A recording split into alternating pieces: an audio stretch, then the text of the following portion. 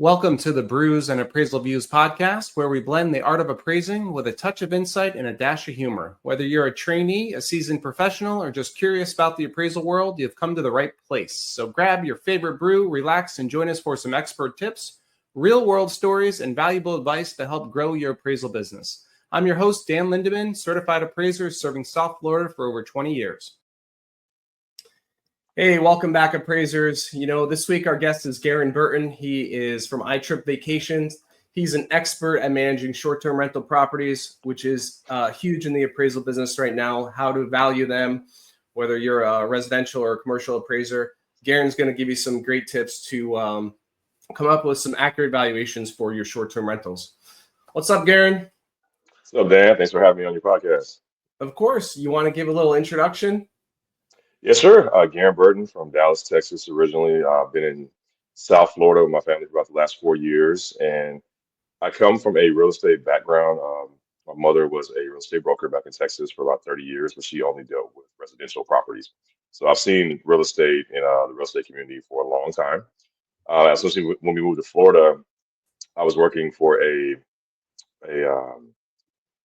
medical management company where we would buy and sell doctor's offices. So I did that for about 15 years. And as I was transitioning out of that corporate position, I decided to buy a business. And, lo and behold, I did a couple of different analyses and trying to figure out what made sense to be in South Florida. And we landed on short-term rentals because they're so huge in Florida specifically, but just nationwide, they're becoming a big thing. So we've been doing short-term rentals as a business for the last 2.5 years, but definitely have a big real estate background.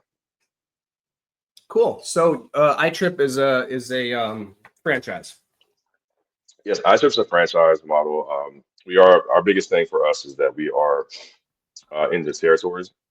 So the iTrip that I bought is specifically for 10 different cities within South Florida. So we service them. We give that boots on the ground, really give them the white glove service touch for the homeowners as well as for the guests that we provide. So we don't just do the property management where you go make sure the property is clear, clean up with the pool is clean and the outside is taken care of on the inside. We also help them get guests during short and high season. Got it. Yeah, this definitely the South Florida market is a lots of short-term rentals around here. So I ran into Garren. Garren and I networked together, and I thought this would be some good content for appraisers in the STR area. So for people who don't know what a short-term rental is, in case they're new listeners or whatever, what's a short-term rental? Basically, anytime a homeowner is going to essentially lease out their property for 6 months or less, it's considered a short-term rental. Anything over 6 months usually requires a realtor or some other type of agreement for a long-term agreement with the tenant. But for us, we work with vendors like AirDNA, Vrbo, some of the traditional ones that people have heard of. Those are channel partners that we use to find guests for the homes that we manage. So anything under 6 months, we can call a short-term rental. Okay, so a homeowner wants to do a short-term rental for their property. They don't need to go to vacation rental or any of the other ones out there. They can go to iTrip and you channel it to those partners. Yeah. So for us, again, we are a territory, right? So anything that's in our territory, which for the sake of this is, for those familiar with the area, Pompano Beach is where we service. So anything from Pompano Beach through Boca Raton, which is about 4 cities there, and then everything that goes west towards Coral Springs and Parkland, we have that area, which is ours. If you go outside those territory lines, there is another iTrip professional that picks up. So you can reach out to any iTrip or go to our website, and you can find a property manager in your area if we service that area. Got it. And the advantage of going to you is that you send it out to all those partners where the homeowner doesn't need to manage that. Exactly. So for us, the cool thing about our platform is that our CRM integrates with about 85 different channel partners. So Airbnb, Vrbo, there's a ton of them that are international as well. So you're not just working with the 2 main ones, you're working with all these other boutique ones to find guests year round. And the cool thing for us is, well, with the seasonality, when things seem to go low here, we can pull from other markets like South America or from Asia or from Europe. And so where people are traveling year round, they may not have even heard of Pompano Beach or Deerfield or Boca Raton, but we can still cascade to them on those sites. So like this, like we call it the snowbird season down here, when all the people from Canada and up north come down to South Florida. So that's what you mean by seasonality. So basically you're saying maybe there's no more seasonality if like on that platform, like because you'll just fill it Yeah. with other guests. Well, we call it high season, low season. So for us in South Florida, high season typically starts around late August, early November, when snowbirds come down from other markets like New York, Maine, Connecticut, and they'll stay usually for 3 to 6 months. And so when you're getting to the end of April, a lot of times that bulk of homeowners, not owners, the bulk of guests who are traveling this way, they're gone back to where they come from. And then for Florida specifically, a lot of the people who live here are going to go other places. So it's going to be just what we call low season. So for us to be able to cascade that property to get them more eyes on the property during like May, June, July, and so forth through the low season, we can actually market internationally for them. Got it. So how do you go about setting the rates? Like, how do you know what rate to publish for that house? How do you know if it's going to go for like $300 a night, 150 a night? How do you figure that out? So they have different tools. One public one is called AirDNA, which is a pretty big platform. AirDNA, you can type in your address, it'll tell you what it thinks the market rate should be for that property. You can go as granular as average daily rates. So but a good property manager is going to know year over year, they're going to have their own data that they can kind of bounce off to know, okay, a 2-2 condo on the beach should go for this, a 3-2 or a 3-3 should go for this. So they'll have their own data pool of real data. But you do have other companies like AirDNA where you can go there and it kind of gives you a baseline. When you get with a seasoned property manager, a lot of times they're going to have their own preferred tool that they use. And so they can pull data, just much like when you're a realtor with the MLS, you can pull comps because you're a member of the database. And so if you have a short-term rental manager who is a member of the national organizations or has their own rate management software that they're paying for, that's going to be your best bet there to go there because that's going to give you more of a real-time average daily rate, monthly rate, when to kind of, what to really go after the property for to market it. And they're going to have more tools that way. So is AirDNA a free service or a paid service? Yeah, it's free. It's free. Yeah, they have a free tier. I think they have a paid tier now, but the free tier at least gives you some information on your property so you can kind of know how many STRs might be in your area and what they're actually charging. Now, the thing that AirDNA does not take into account sometimes is that the data might not be scraped. And what I mean by that is it may give you a number of what it thinks the average daily rate is or how many days per year that's occupied. But we don't know if that's owner related, if the owner is actually staying in it. And so that's why you may want to just consider getting a short-term rental professional who can have a different set of data points to really go up against what AirDNA shows. Got it. So maybe like the AirDNA, maybe like the Zillow of the like the real Exactly. estate value, Yeah. just like a starting off point. Yeah. Yep. Like those So Zillow estimates, it's like, oh, your house is worth like 850,000, but it might only be worth 750. Who knows? all right.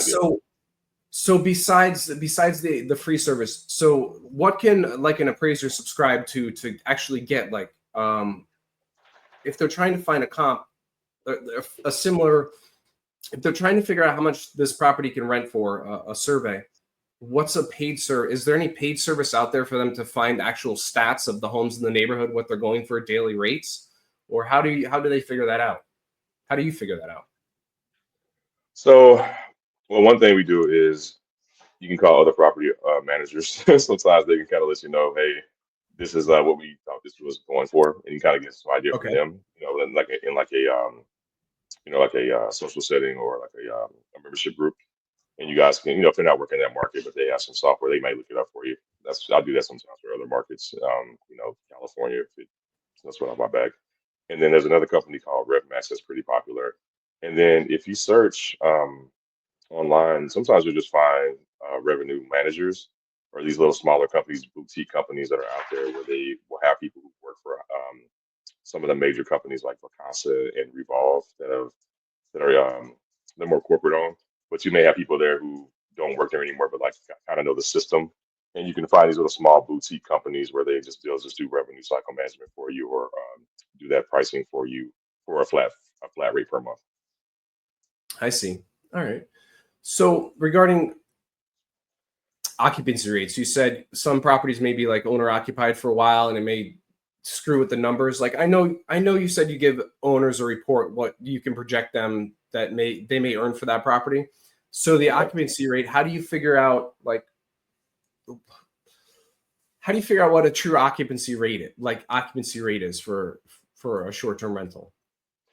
So like I said, all the like public data like on AirDNA is there, right?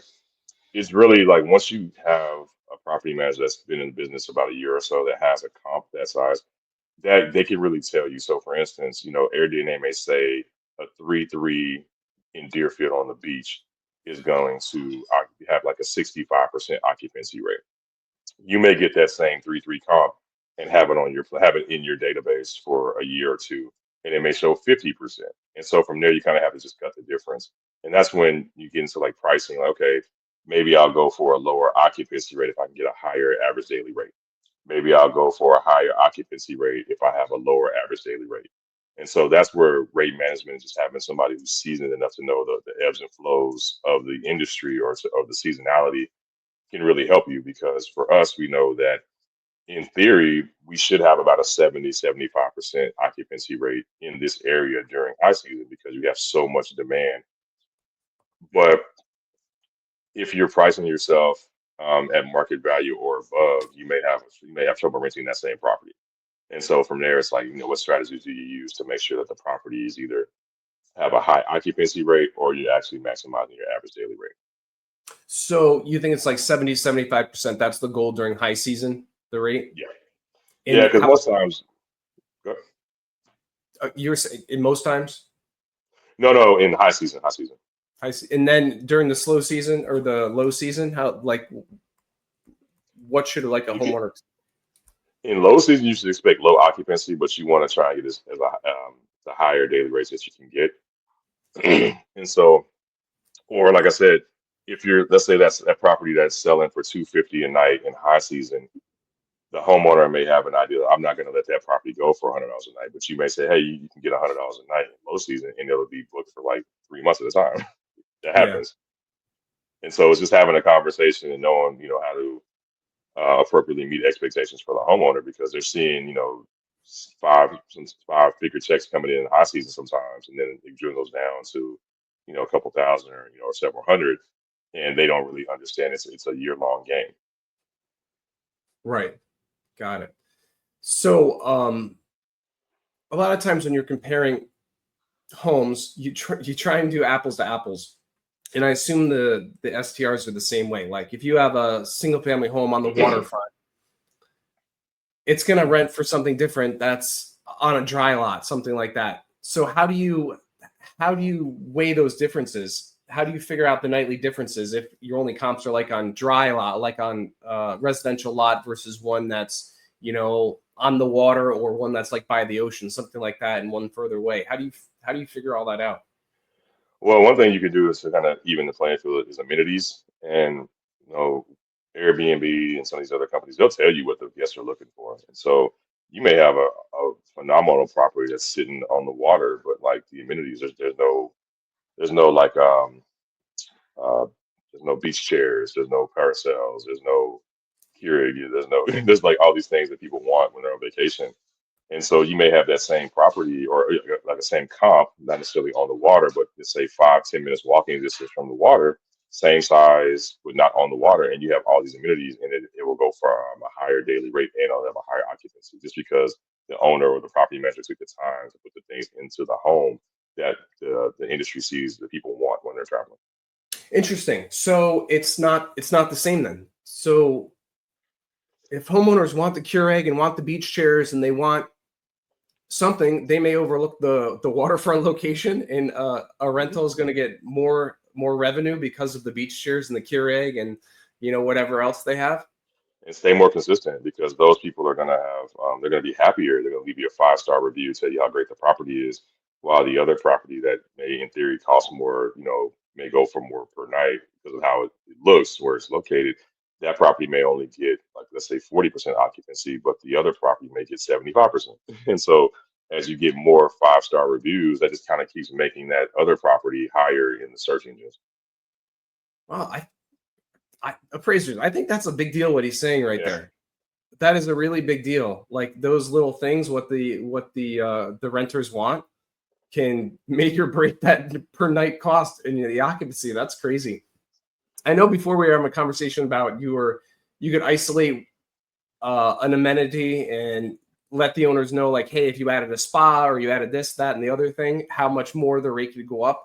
But I didn't even think about the little stuff like the amenities inside of the home, like the pool table, foosball, whatever they have, and the couch situation or furniture, stuff like that. I never thought about that. I was thinking the bigger stuff, but damn. All right. That's some good Yeah, information right there.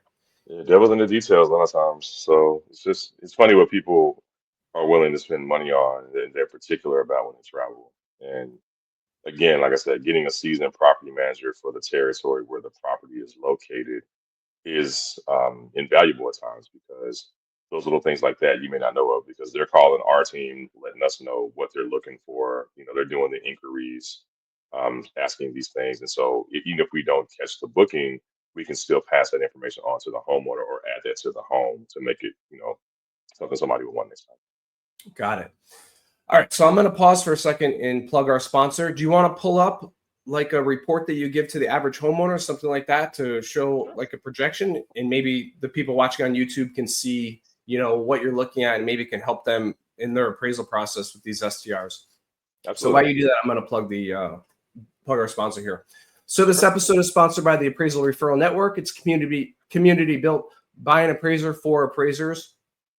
You can unlock new opportunities and earn more private work by leveraging peer-to-peer referrals. You can connect with nearby appraisers, access valuable lessons to expand your non-lender business. If you're ready to grow your income and reach new levels of success, head over to referappraisals.com and join the Appraisal Referral Network today. All right, so Garren, you want to share a document? Sure. So whenever you meet with a homeowner, you can show them a projection on what their property could rent for and what they can expect in a year. Yeah, we'll take the address and take a day or two to pull up a projection. I'm trying to get my. I just put you on the spot. No, you're fine. It's fine. Yeah, Yeah, it's like usually I'll say give me 24 hours to really take a look at what's going on, and I'll produce a document that is it coming up. You seeing that? yeah. Let me add this to the stage here. Oh, there we go. Okay. Yeah. So usually we'll first conversation. Hey, this is what we do. This is the services we offer. We kind of go over just a short list of things. If we're able to move to the stage where the homeowner wants to work with us, we'll get their address and we'll produce a document like this. So this is just a sample, but a 3-bedroom home, looks like a townhouse in Deerfield, and you're sitting, let's call it 10 minutes to the beach. So this might be a great example. So this house annual revenue we're showing based on our metrics that it should be about 77,000, and this is going to be with an annual average daily rate of $330. For our comps, I like to pull between 5 to 10 properties in the area that I can find some relatively good comps on before we can determine like what the property should make. And then even from there, I like to say, hey, this is a 5-year average because if we're able to keep the property on our platform for 3 to 5 years, we should meet optimal occupancy will produce optimal annual rate. But starting out, you have to get licenses. There's things people may not understand about like having linens and towels and all these things that they need to stock the house with. And also just the fact that once we actually make the property live, it may take about 30 to 60 days for that property to get some hits because there is a method to it based on seasonality. So we have these conversations to say, okay, hey, the runway for a property like yours for people booking maybe 30, 60, 90 days out from the next season or cycle. So there are all these things that we talk about for startup costs. So this number is top line overall, but we like to say, hey, give us a year or two to hit this. We're going to probably get somewhere way below this because of how the startup costs. And so also, again, occupancy. These occupancy numbers are not going to be inflated. We're going to pull this from actual homeowners that have shared their data through some of the pay services that we have. So zoom We in. know. Can you zoom in, Garren? Sorry to interrupt. Can you zoom in real quick? Like, is it possible? I don't know. I don't think it is. Just a PDF. Let me see. Oh, yes, I can. Hold on. Is it getting larger? Oh yeah, keep going. Yeah, just do Okay, one there we second. go. All right, Sorry about that. perfect. All Yep, right, there cool. you go. There you go. Yeah, so you'll see. So this number here, like I said, we're trying to achieve this annual revenue over a 3 to 5 year span with our services. And so, but we're pulling this from real data. We're getting this data from other homes in the area that we know this data is real because it's shared through like different data points, data sites that we pay for. And so again, we'll share this document with the homeowner to set a baseline of where we're targeting. And then from there, it's just about a partnership. And that's just how we work. Hey, we know we're going to need this thing. We may need a budget for this. We may need, we may want to invest in putting like a heater into the pool after, a year of revenue. And so we just really want to make a partnership and a roadmap for us to be successful year over year. Is how we try to do our business. And then, as you can see here, we kind of give them just an idea of monthly where we should be targeting based on the market. And again, these numbers are getting pulled from actual STRs in the area that have shared their data, either through some of the services that they have to pay taxes through or wherever we get these paid numbers from. But we're paying for this service to have real time data. All right, so yeah, so to populate the that nightly revenue there, you're using your paid data sources to Right, figure that out. right. And there's comps somewhere in there showing like, hey, 10 blocks away is another house that's rented, or Yeah, yeah. does there like a comp page that pulls up with the competing properties that are rented?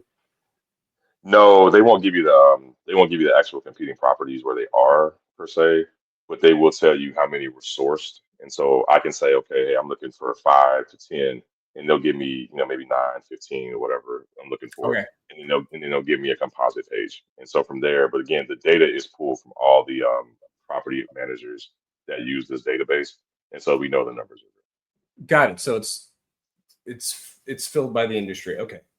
real. Exactly. So again, so this in comparison to like an AirDNA, this same address, if this address is real, the same address, this number might be 107,000. Oh wow. So yeah. And So it's like the Zillow. So basically yeah, I do that sometimes, compare what it appraised to and what the Zillow's estimate was. hmm Okay. yeah. And so when you're having that conversation with the homeowner that wants to be a little bit more hands-on, they're going to have a number in their mind, and we're usually going to come back a lot lower. But again, like I said, if we can get this number here after year three, so to speak, and we know we're getting this amount of money, plus with repeat business, if you can target people when they come visit your property and get them back, that's another revenue stream. So, one thing for us, we really try to go after repeat business to really hit those targets. Yeah, so like in the appraisal business, there's like residential and commercial appraisers. Mhm. So and there's a debate like, can residential appraisers, do these STR analysis, because you technically it's like a business, but it's still real estate. Mhm. But from what you're pulling up here and figuring this out, it's like you're managing a business. This is Yeah, a business. yeah, it is a Um, business. And honestly, it's funny because I've had rental properties in Texas where I'm from, and I've been an absentee owner. So I know a lot of times, a lot of the pain points to be able to articulate that to our clients here of things that we wish we had known, things we wish we had somebody to be an expert on. So it's really helped us grow our business and be able to add that personal touch with how we just how we interact with our homeowners because there are a lot of things that happen to a property when you're working with a property management company that are beyond your control sometimes. So partnership is really important that you feel comfortable with who you're working with. Absolutely. And so regarding that, like, which can bring us to the expense part of it. Like, what should to calculate expenses for the property, we have the cleaning expense, maintenance, utilities, the platform fees, management fees. Like, for example, like what you're essentially the property manager. If somebody hired you, you're the property manager. Like, what cut do you take from the homeowners to manage this for them? It depends. So, you're going to be looking at between 10 to 25% just industry wide. And what I mean by that is like not every home is the same, and not every home has the same amount of like care that it needs. Some properties are pristine. The homeowners may have their own vendors that they've been working with for like 10, 15 years. it's nothing to manage there. They may even have like their own entry codes, or like, they have their own way to get into the property for pest control or to get to the backyard. And they just come and go and just let us know when they'll be there, right? You're going to probably have a lower fee because there won't be as much to manage. Some Right. properties come because they just bought a property because somebody said it was a good deal and they don't know what the heck they're doing, and so they don't have any of these services set up. So you may have to have somebody at that property several times a week just to get it off the ground and they may not want to invest in like a Ring doorbell or like security cameras. So things that can automate our end, we may be sending somebody there daily, weekly to do things. There are other services there, like trash pickup and other things that have automated services that the homeowner may not want to pay for. And so it just kind of just boils down to how, how little or how much hands-on they want to be with the property and how it's set up. And so for us, we just recommend certain things for homeowners. Sometimes they like those things, sometimes they don't. They want to do it themselves, and that's going to save them some money. But ultimately, industry standard is going to be around between 10 to 25%, just based on what level of care the property manager has to do for the property. Yeah, so that's kind of big for appraisers to consider in their analysis. Is like a turnkey one is maybe 10% is the management Yeah, fee, whereas like rentals, like 1 month 10% or whatever is a typical like long-term rental. But damn, 25%. So that you need to factor that in if you got a new STR trying to, figure that out. It could be as high as 25%. Wow. I didn't know that. yeah, yeah. Sometimes, yeah, some of these companies are charging 25%, and it's just like any other service that you going Yeah. after. Just the right fits the right fit. But again, think about it like this: if that property is making you $250,000 a year because it is pristine, and the property manager knows what they're doing, and they have a great system going for getting guests in there and getting repeat business for you. Maybe worth your while. Um, Right. so it just depends. But like I said, not all STRs are equal, and I've seen Yeah. some It that need like with that need everything. no It work. depends. Yeah, yeah, I've It seen some depends. it's just you just walk in there and it's great, and you never hear anything from the guests or from the homeowners, and it's great. And then you just have some that they're having parties every weekend, and you got to go out there with the police to keep people out. It's just depends. So Yeah, speaking of that, how often you get that call is from the neighbors or something that there's a party going on and you need to take care of something. not too often, not too often. Our neck of the woods is not per se like a party area, but again, that's something to consider too. Like a STR in Miami, you're going to probably pay a little bit higher in management fees because of the area versus like Boca Raton, which is like a CB area, quiet. So Right. So, what's the most common maintenance thing you deal with, or the most common expense for one of these properties you manage? um, really, honestly, it's just wear and tear from guests. Plumbing's probably a big one because in Florida, unbeknownst to me, there's quite a bit of work that there's like a lot of conversions. And in the licensing process, sometimes they may not have to tell you that. So you may have a house that may have had a garage that's converted to like a third bathroom or third bedroom. And Sure. so now you're trafficking, 6 to 8 people through that home every other week. And the plumbing may not have been sustained for that amount of people. So plumbing comes up a lot. Appliances tend to wear and tear a lot faster. So, you may have more calls for the ice dispenser that's not working properly, or the oven's not working properly, the microwave's not working properly because of wear and tear, washing machines, those type of things. So it's just good to have a good handyman um, that you can trust, because a lot of those things happen, and they tend to happen when guests are staying for longer stays, and you got to get that stuff fixed a lot faster. Got it. So, the projections you put up there for this property, which was like 77,000 a year or whatever, does that include cleaning fees, or the tenants are paying, or the renters are paying that cleaning fee on top of that, on top of whatever they're booking for per night? Yeah, they're typically paying that to the channel partner, and then that money is kind of put like in an escrow for the cleaner or for the cleaning team. Got it. So you don't really see that. This is more so everything all in, including management fees taken out, and then that's just what they should be recouping over. Cool. So you mentioned about conversions and stuff. Like, how is the process for licensing? I know a lot of these municipalities around here have, come up with you need to register your short-term rental, and you need to Yeah. jump through all these hoops to get it rented. So what's been your process with that? Yeah, licensing is tricky. Each individual city or municipality can have their own set of rules. You can have one STR that's literally like a mile from each other in two different cities, and there are vastly different processes to get the licensing for them. So for us, when we do meet a homeowner that does not have a license, we look and see, we pull what's needed for the STR license, and then our team actually is able to do them in house, and we charge a fee for that to do the licensing portion. Sometimes homeowners do it themselves. That's fine too. But that goes back to when we're configuring out what we're going to make year one.